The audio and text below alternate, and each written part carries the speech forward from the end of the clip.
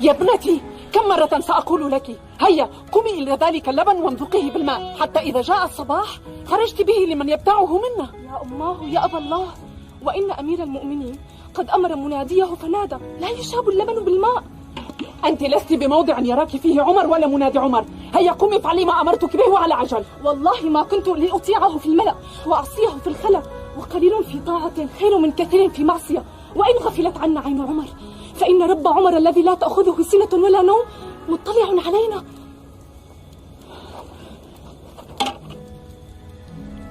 اعرف الموضع يا أسلمة، فإذا كان نهار غد فانظر من القائلة ومن المقول لها، وهل لهم من بعل.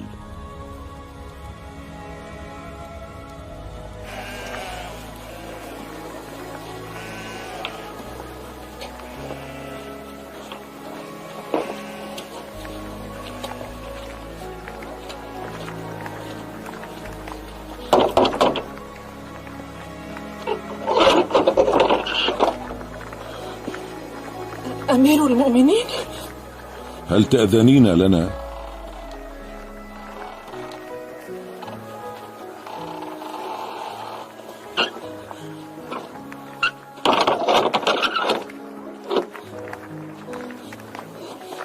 ما الشأن يا أمير المؤمنين؟ عسى أن يكون خيرا. أدخلي ابنتك هداك الله.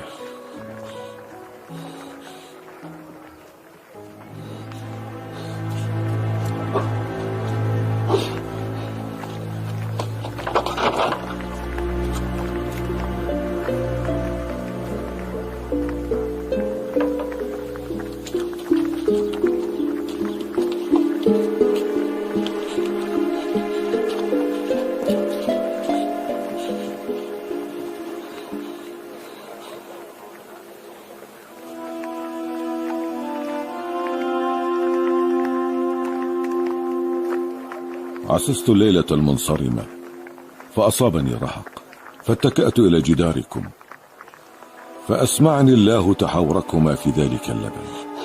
التوبة يا أمير المؤمنين، التوبة، فإن الله غافر الذنب قابل التوب.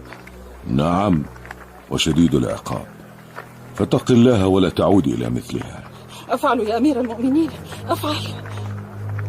أما أنت فنعم الفتاة، وقد سألت عنكما فعلمت أن الفتاة لا بعل لها، فهل لك في زواج يا زينب؟ زينب، هذا ولدي عاصم لا زوج له، وقد حدثته فيك ورغبته فرغب، فإن شئت فلتنظر إليه ولينظر إليك، فإن سركما ما تريان زوجناكما.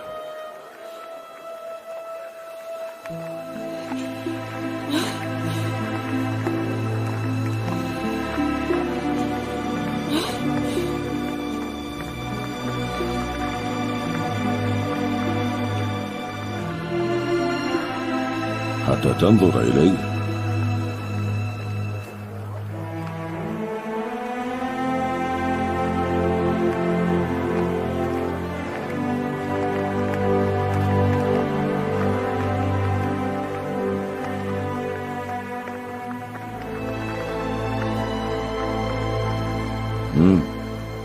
هل رضيت به؟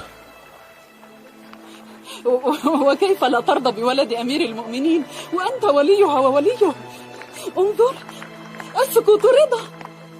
لا يغرنكما أنه ولد أمير المؤمنين، فليس بذي مال، ولئن أساء لأضاعفن له العذاب،